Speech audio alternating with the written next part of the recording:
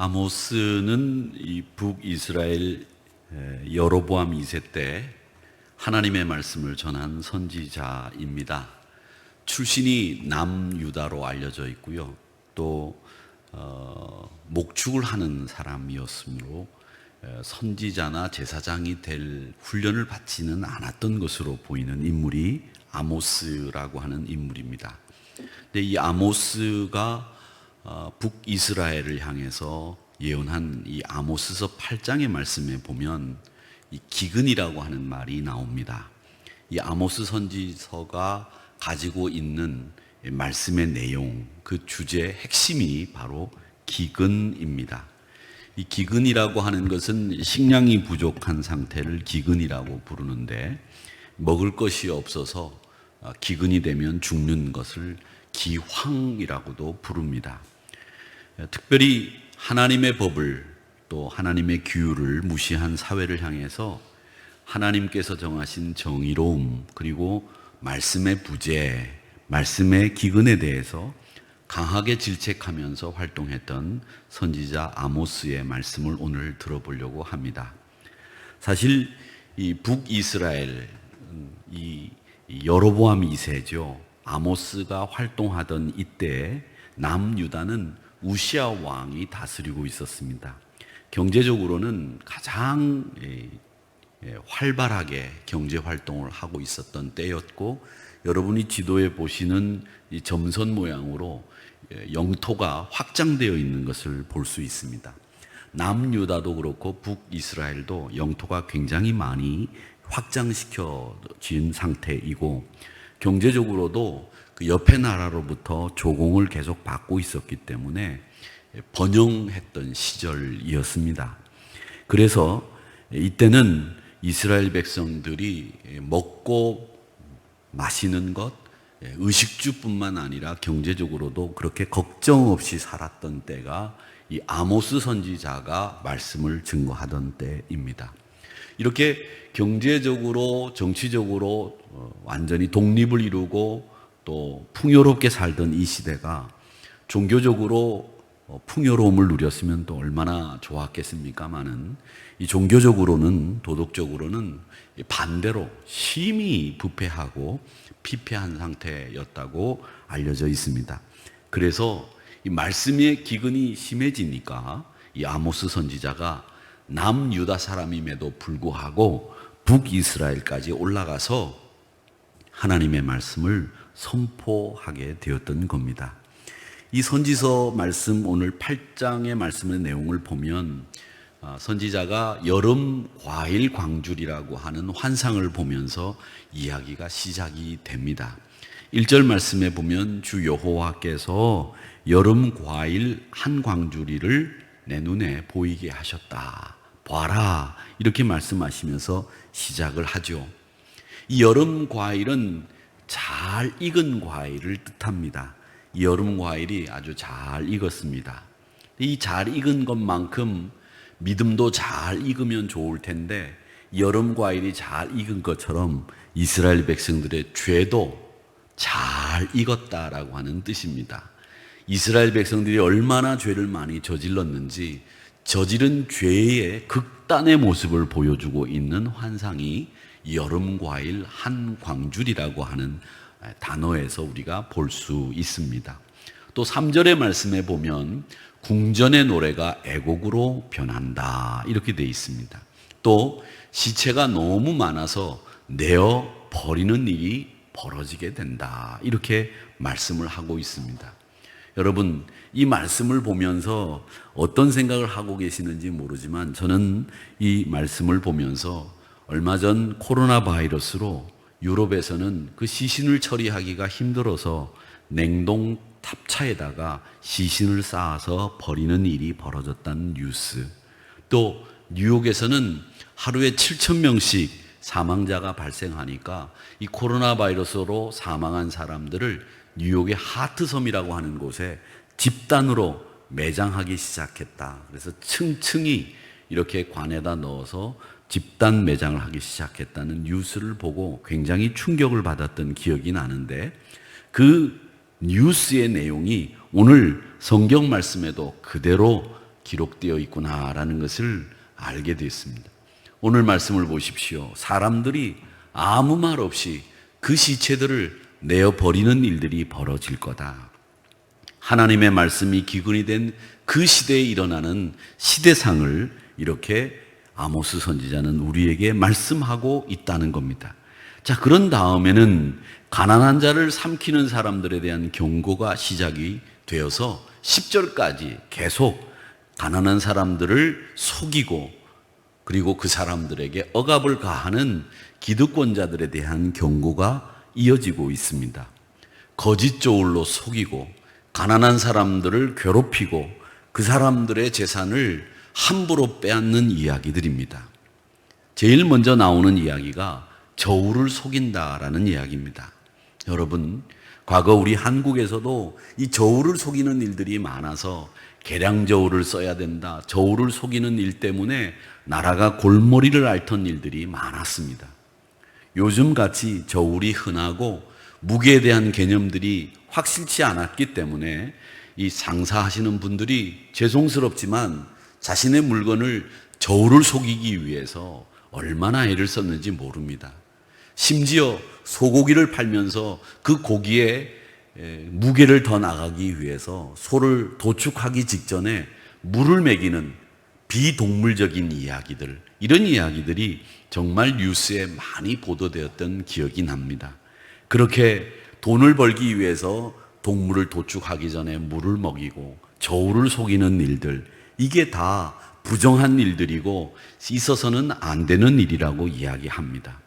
또 돈을 갚지 못하는 사람들의 재산을, 소중한 것들을 헐값에 사들이는 이야기들을 합니다. 신 한 컬레를 가지고 가난한 사람들을 사고 찌꺼기 밀을 먹지도 못하는 것을 팔아서 이득을 취하는 일들을 그 당시 북이스라엘 사람들이 행했던 것 같습니다.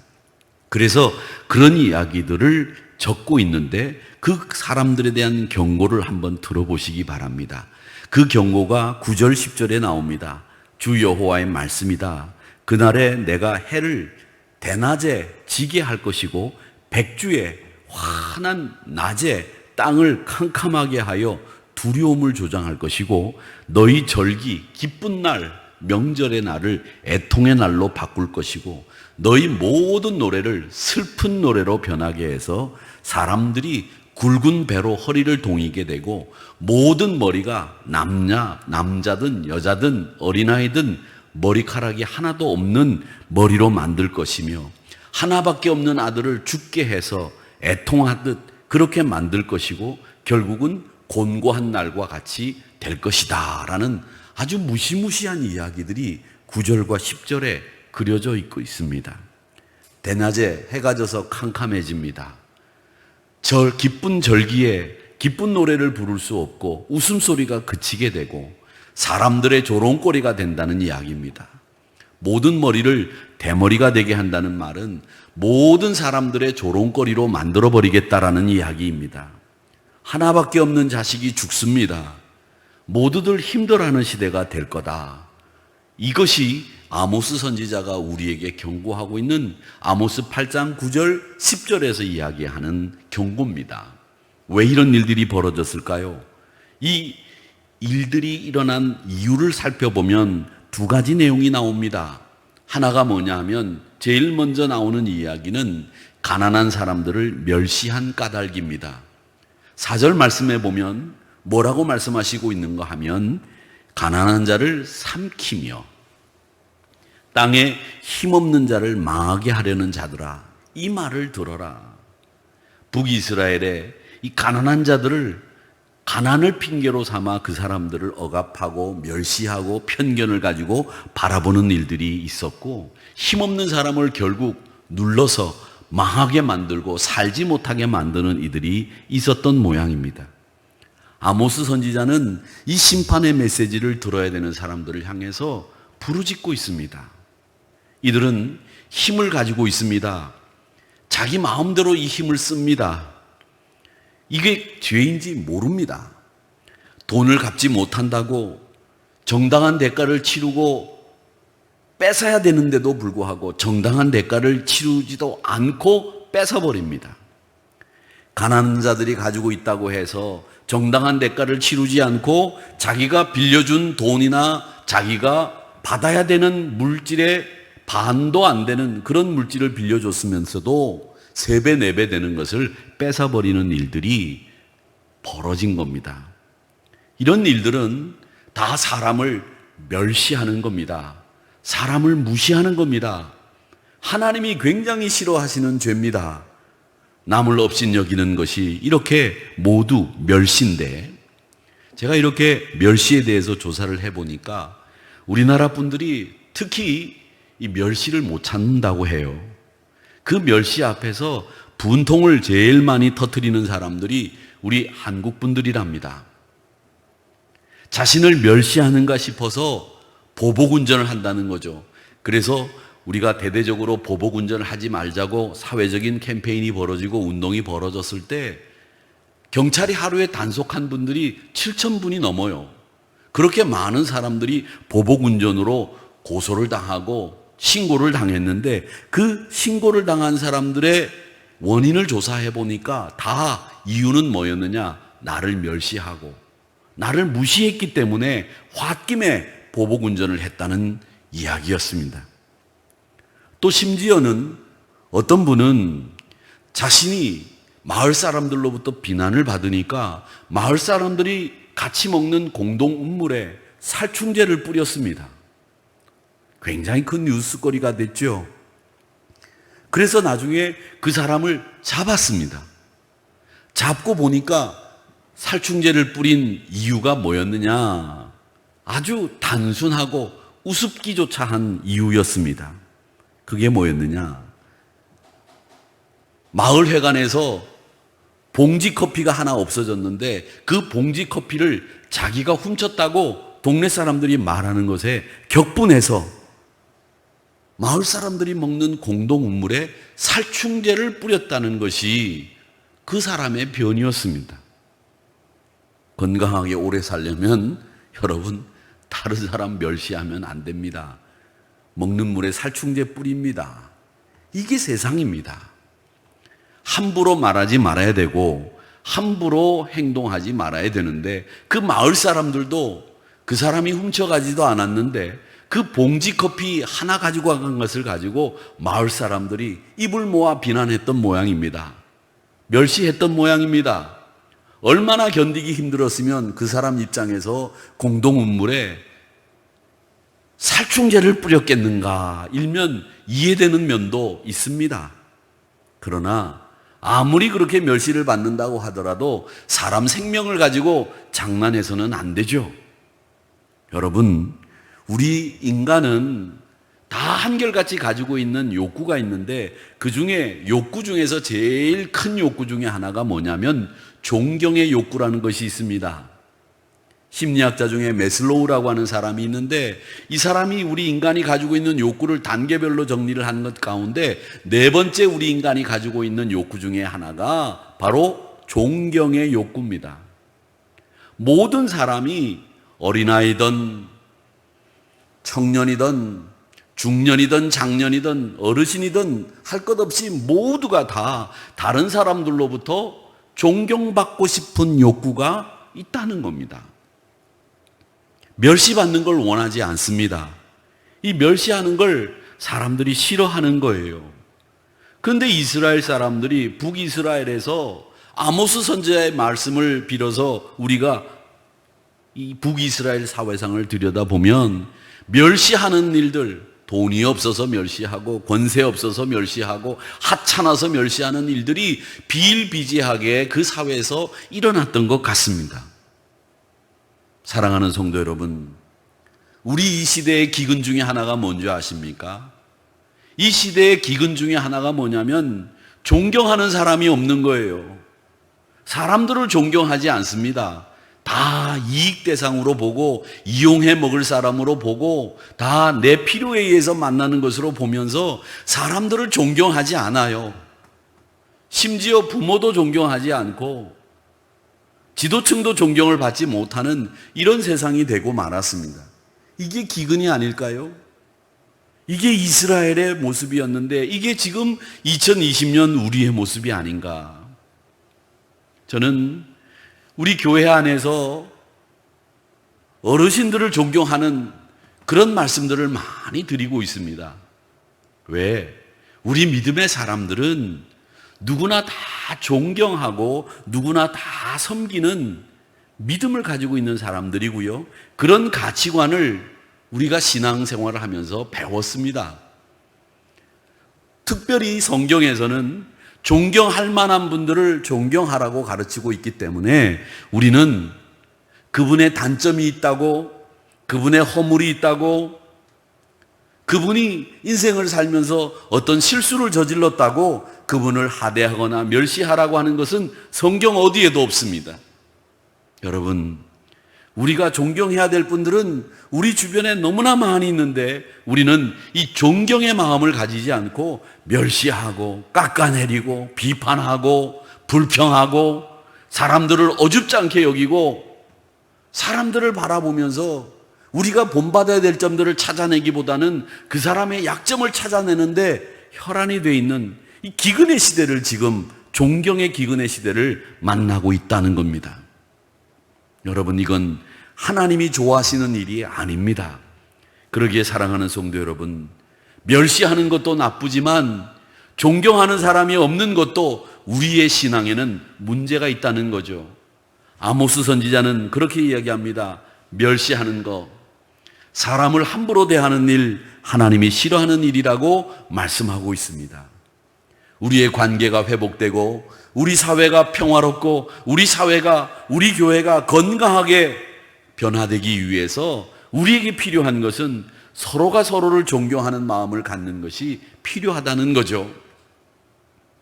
여러분 가정에서도 마찬가지로 남편이 아내를, 아내가 남편을, 부모가 자녀들을, 물론 자녀를 부모가 존경한다라는 말은 어울리지 않는 표현이지만 사랑하는 마음은 존경하는 마음이 있기 때문에 그 자녀들을 사랑하는 것이 존경하는 거죠.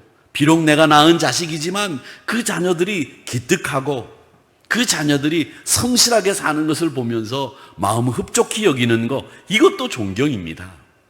이런 다양한 존경의 욕구가 있는 이 세상을 향해서 우리 성도님들이 서로를 향해서 존경하는 것 참 필요한 일이라고 저는 생각합니다. 두 번째, 북이스라엘을 향해서 이렇게 무서운 말씀을 하신 이유가 있습니다. 그 이유는 11절에 기록되어 있습니다.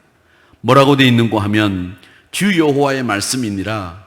보라, 날이 이를지라 내가 기근을 땅에 보내리니 양식이 없어 주림이 아니며 물이 없어 가람이 아니요 여호와의 말씀을 듣지 못한 기갈이라. 여호와의 말씀을 듣지 못한 기갈, 이게 다른 사람을 멸시하게 된 원인이기도 합니다. 말씀을 들었다면, 말씀이 있었다면 가난한 자를, 약한 자를 멸시하기보다는 긍휼히 여겼을 겁니다.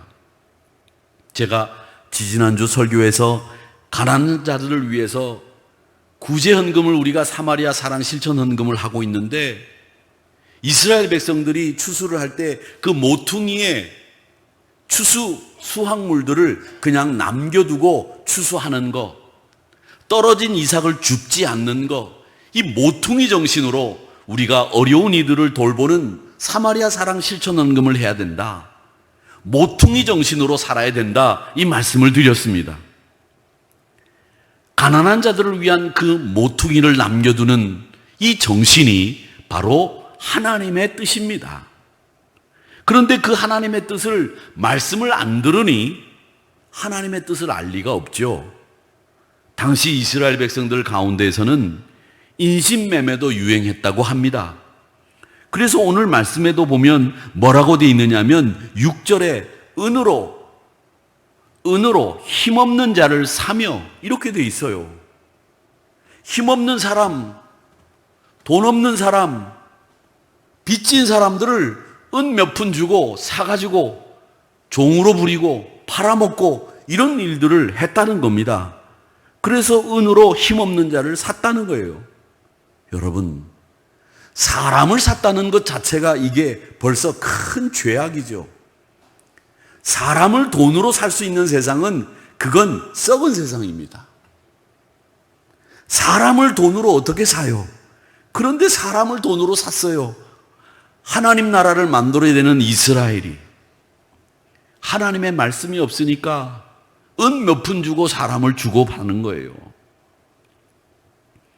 그리고 팔아보내는 일들을, 이런 일들이 벌어지는 이유가 뭐였느냐? 편견, 차별, 여기서 벗어나지 못했기 때문에, 말씀을 듣지 못했기 때문에 생기는 편견과 차별이 이런 일들을 벌이게 했던 거죠. 여러분, 편견은 이 사람을 제대로 보지 못하게 만듭니다. 우리는 이 복잡하고 다양한 세상 속에서 사람을 판단하는 게 얼마나 힘든지 몰라요. 어떤 사람이 그런 글을 제가 쓴 것을 본 적이 있습니다. 당신은 누굽니까? 이렇게 묻는 질문에 저는요 굉장히 다양한 생각을 하고 복잡하고 그래서 저를 한마디로 정의하기가 어렵습니다. 그렇게 써놨어요.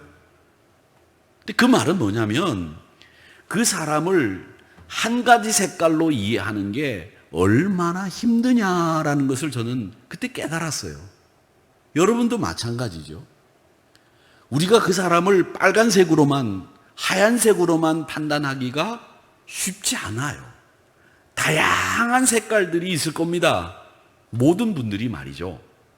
그런데 우리는 그 모든 분들이 다양한 색깔을 가지고 있음에도 불구하고 그 사람을 한 가지 색깔로 딱 정해서 말하는 거죠. 저 사람은 흰색, 저 사람은 까만색, 저 사람은 빨간색. 이렇게 편견을 가지고 사람을 보니까 그 사람이 가지고 있는 능력도 활용 못하는 거고, 그 사람이 가진 장점은 눈에 안 보이고 그 사람의 단점만 눈에 띄는 거예요. 그런 사람들은 사람과 협력해서 일을 할 때도 그 사람의 장점을 활용하지 못합니다. 제대로 협력하지를 못해요. 저 사람은 이러니까 아마 이렇게 행할 거야, 이렇게 할 거야, 쉽게 단정 지어버리는 일들이 우리 안에서 얼마나 많이 벌어집니까? 그런데 그게 좋은 면으로 이 사람은 이런 능력이 있으니까 이렇게 할 거야, 이렇게 판단하는 거는 괜찮아요. 그래도. 그런데 그 사람의 단점을 보고 저 사람은 매일 늦을 거야, 매일 실패할 거야, 매일 저 사람 해봐야 소용없어, 이렇게 부정적인 면으로 그 사람을 판단해서 그 사람을 규정지어 버리고 난다면 아마 그 사람이 가지고 있는 장점은 끝내 사장되고 끝내 활용되지 못하고 그렇게 판단하는 사람들과 같이 어울려 사는 세상에서 매장되고 말 거예요. 그런 사람들은 결국 편견 때문에 자기 능력을 활용하지 못하고 자기가 할 수 있는 역량을 발휘하지 못하고 자기 인생을 못 살게 되는 결과를 맞게 되는 거죠. 우리가 가지고 있는 틀이 있는데 그 틀을 가지고 다른 사람을 판단하는 일이 이게 보통 어려운 일이 아니라는 거죠. 사람들을 보십시오, 여러분.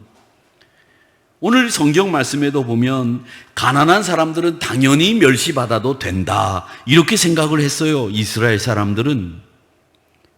편견이 생기는 이유는 어떤 상황을 맞이했을 때 전후 사정을 파악하고 그 이유에 대해서 고민하고 또 기도해보고 이렇게 판단하면 편견이 생길 수 있는 여지가 줄어들어요. 그런데 우리는 다른 사람을 판단하는 일에 있어서 한 가지 사실을 가지고 그 사람 전체를 다, 그 사람 인생을 다 판단해버리고 규정지어 버리니까 우리가 실수를 하는 거고 편견에 사로잡혀서 늘 사는 거죠. 이 말은 뭐냐면 우리가 지금 살고 있는 이 현대 인간들이 다 인간들이 말이죠, 상대방을 더 알기 위해서 노력하지 않고 자기를 알리기 위해서는 노력하고 자기가 다른 사람들에게 부각되는 것에 대해서는 굉장히 애를 쓰면서도 다른 사람을 이해하는 데 있어서는 굉장히 소홀하고 인색하다는 거죠. 다른 사람을 조금이라도 더 알아가기 위해서 노력하고 다른 사람들의 마음을 헤아릴 줄 아는 이런 노력들이 없이 자기만 부각시키려고 하고 자기만 이렇게 자기 중심으로 생각하다 보니까 편견에서 헤어나오지를 못하는 겁니다. 그래서 오늘 말씀에 아모스 선지자는 먹을 것이 없어서 기근이 아니다. 물이 없어서 가람이 아니다. 사람을 편견으로 판단해버리는 것 때문에 너희들의 관계가 다 깨지고, 그렇게 쉽게 판단하는 것 때문에 세상이 병들고 기근으로 흘러들어가고 있다. 이게 우리가 안고 있는 기근의 문제예요. 물이 없어서, 음식이 없어서 기근이 아니라 이렇게 이해하지 못하는 데서 오는 기근이 바로 제3의 기근이에요. 근데 여기에는 항상 우리가 특히 예수 믿는 분들이 이 이원론, 어렵게 말하면 이원론이고 쉽게 말하면 흑백 논리에 딱 고정관념을 갖고 있어요. 예수 믿는 사람, 예수 안 믿는 사람 딱 두 가지로 나누죠. 그런데 예수 믿는데 교회 안 나오시는 분들이 있고, 예수 안 믿는데 신앙생활을 하기가 어려운 분인데도 교회 나오시는 분들이 있고, 다양한 부류의 분들이 존재하거든요.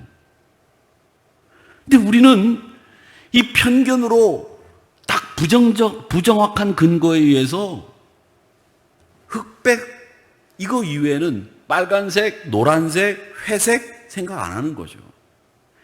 이러다 보니까 감정적이고 비논리적인 태도를 갖추게 되는 겁니다.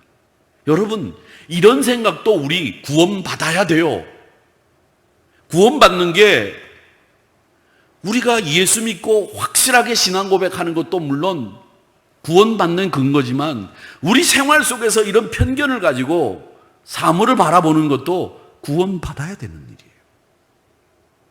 그래서 우리는 이 영적인 기근 상태에서 구원받기 위해서 우리에게 필요한 것이 뭐냐?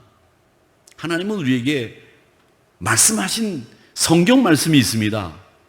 우리가 이런 편견과 거짓으로부터 제3의 기근을 당하지 않고 우리가 구원받을 수 있는 길이 야고보서 말씀에 기록이 되어 있더라고요. 야고보서 말씀을 볼까요? 3장 17절의 말씀입니다. 오직 위로부터 난 지혜는 첫째, 성결하고, 다음에는 화평하고, 관용하고, 양순하고, 긍휼과 선한 열매가 가득하고, 이렇게 편견과 거짓이 없는 것이 뭐냐? 위로부터 난 지혜다. 아모스 선지자가 우리에게 만약에 북이스라엘의 상황에 대해서 똑같이 말씀을 하시면서 너희들이 왜 기근이 되었는지 아느냐? 하나님의 말씀을 듣지 못해서 기근이 되었다라고 말씀하시면서 그 하나님의 말씀을 들어야 된다고 이야기했을 때, 그 하나님의 말씀을 야고보 기자는 뭐라고 표현하고 있느냐면 위로부터 난 지혜, 이렇게 이야기하고 있습니다. 위로부터 난 지혜가 뭐냐? 하나님의 말씀, 하나님의 지혜죠. 성령께서 하나님의 말씀을 통해서 깨닫게 하시는 지혜가 위로부터 난 지혜예요. 이 위로부터 난 지혜가 있어야 제3의 기근을 극복할 수 있다는 겁니다. 하나님을 사랑하고 하나님의 말씀을 즐거워하고 늘 가까이하고 그 말씀대로 살고자 힘쓰는 이들에게 주어지는 하나님의 선물이 위로부터 난 지혜이죠. 사랑하는 성도 여러분, 우리에게 정말 필요한 풍요로움, 기근을 극복할 수 있는 풍요로움은 관계의 풍요입니다. 우리 관계로 인해서 빚어지는 기근을 피합시다. 인간관계로 피폐해지지 맙시다. 성도들의 관계로 피폐해지지 맙시다. 그러기 위해서는 편견이나 차별이 우리 주변에서 사라져야 합니다. 새롭게 주의 뜻을 실천하기 위해서 여러 모양으로 우리를 살피는 작업, 그게 우리에게 정말 필요한 것 아닌가? 여러분 생각해 보세요. 내가 주의 뜻을 살피기 위해서 얼마나 노력했고 위로부터 나는 지혜를 얼마나 사모했는가? 풍요로움을 위해서 우리에게 필요한 것은 위로부터 난 지혜입니다.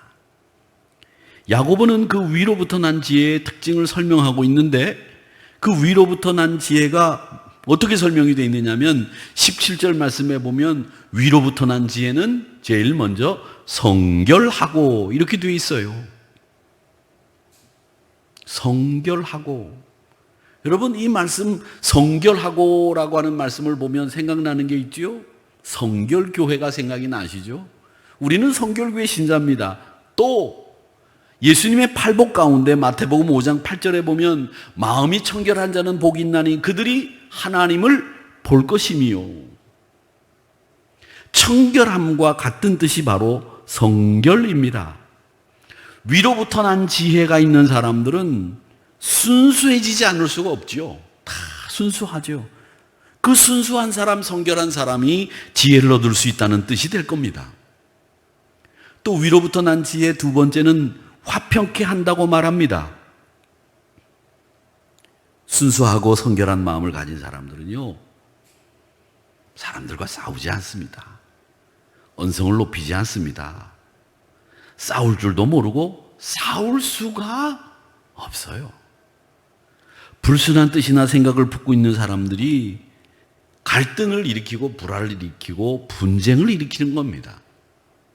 지혜는 경쟁의식이나 지혜는 파당을 만들지 않습니다.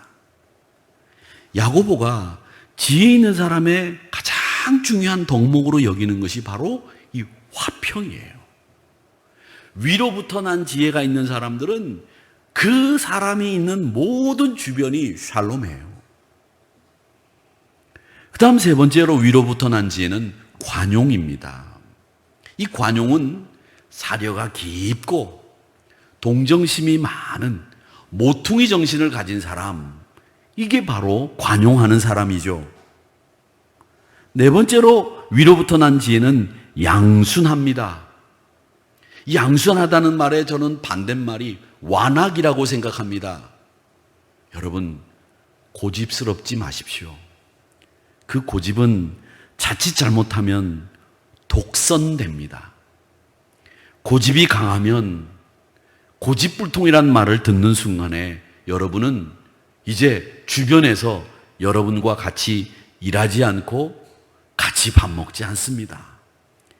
이 완악한 것만큼 나쁜 게 없어요. 아무리 내가 옳다고 하더라도, 내가 경험한 바 있다고 하더라도 그들을 설득하고 그들을 이해시키기 위해서는 내가 한 발짝 물러서지 않으면 안 되는 거죠.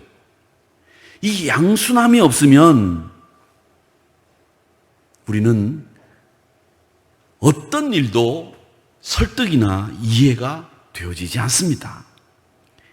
양순함이라고 하는 말은요, 물러터져서 이래도 흥 저래도 흥 하는 게 아닙니다.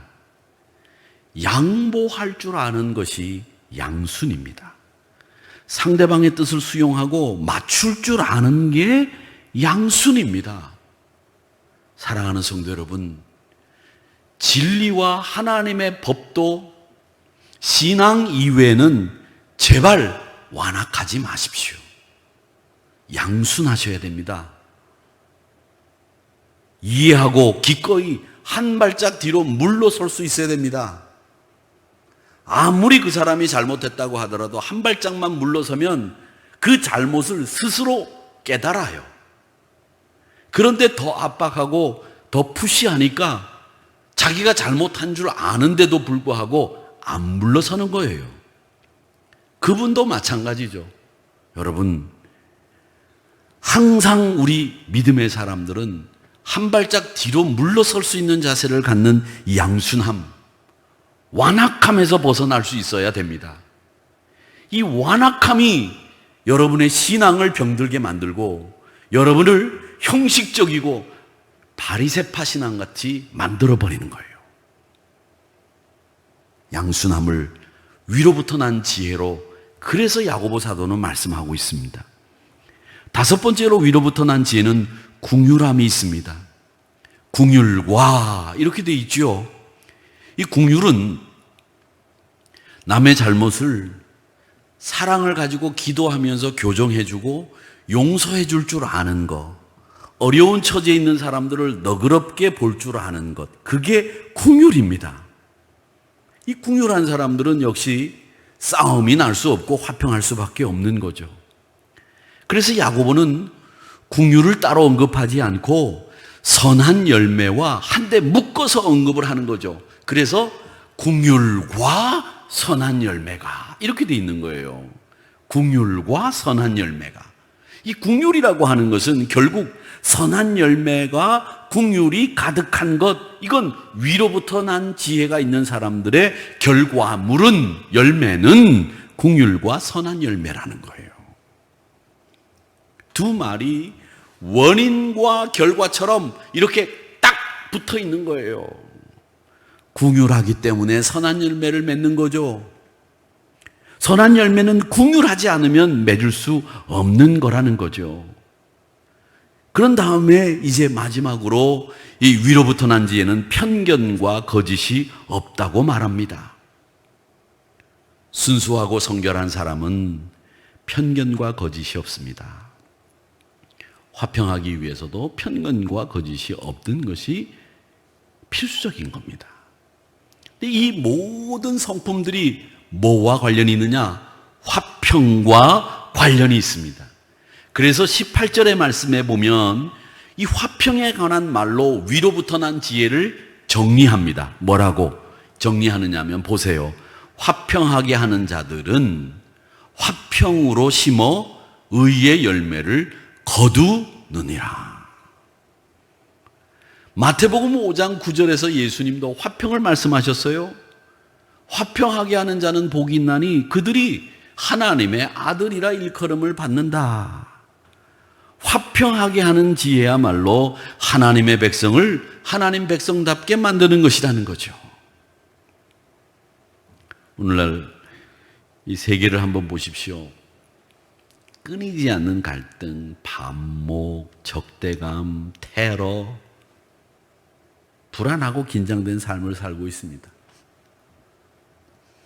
연일 세계 도처에서 테러가, 코로나 바이러스가 이제 얼마 안 있으면 코로나 바이러스로 사망하는 사람 수가 50만 명이 넘을 거라고 합니다.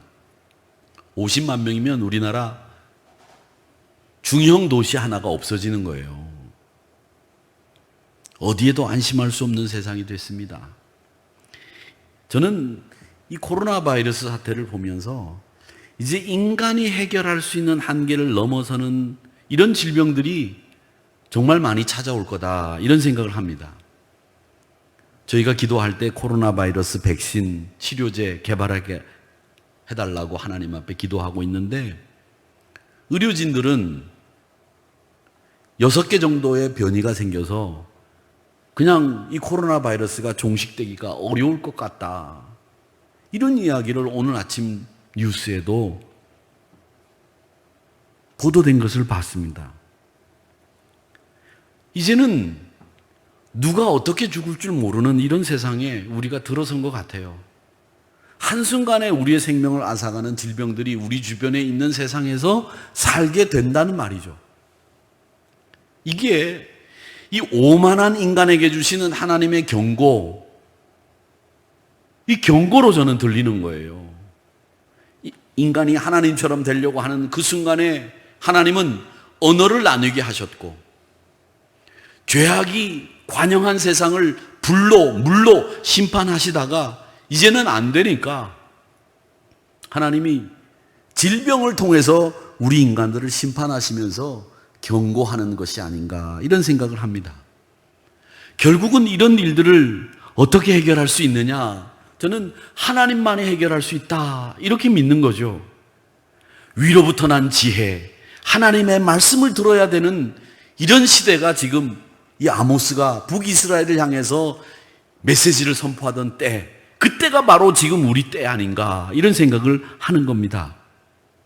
먹을 게 없어서 기근이 아니고 마실 물이 없어서 기갈이 아닌, 가람이 아닌 하나님의 말씀이 없는 이 시대에 이 삶의 기근을 어떻게 해결할 거냐? 야고보서의 말씀처럼 위로부터 난 지혜로 무장하는 우리 성도들이 되어서 온 세상을 화평하게 만드는데 쓰임받는 도구가 되기를 바랍니다. 우리에게 이 찾아온 기근은 우리와 다른 사람들을 향해서 우리와 관련이 없는 사람들을 향해서 가지고 있는 편견과 차별, 그리고 그들과의 관계 속에서 선한 양심대로 살지 못했던 우리들에게, 말씀대로 살지 못했던 우리들에게, 세상의 지식으로 살려고 하는 우리들에게 주시는 하나님의 경고입니다. 이제 우리 모두가 위로부터 난 지혜가 없는 이 길한 가람의 세상 속에서, 이 기근에서 하나님을, 말씀을 사랑하는 자리로 돌아가고 위로부터 난 지혜를 충만하게 채우는 그 자리로 돌아가서 제3의 기근을 해결하고 이 어려운 때를 극복하는 우리 믿음의 성도들이 되었으면 좋겠다라는 생각을 합니다. 우리의 애통의 노래가 다시 기쁨의 찬양으로 바뀌는 그날이 되기를 바랍니다. 이제 우리의 자녀들이 마음껏 웃으며 우리의 다음 세대들에게 하나님의 나라를 넘겨주면서 잘 부탁하며 기도할 수 있는 그런 나라가 되기를 기도합니다. 부디 빌기는 여호와께서 우리를 소망하고 기뻐하는 자리로 돌아가는 우리 모두가 되시기를 주님의 이름으로 축원합니다.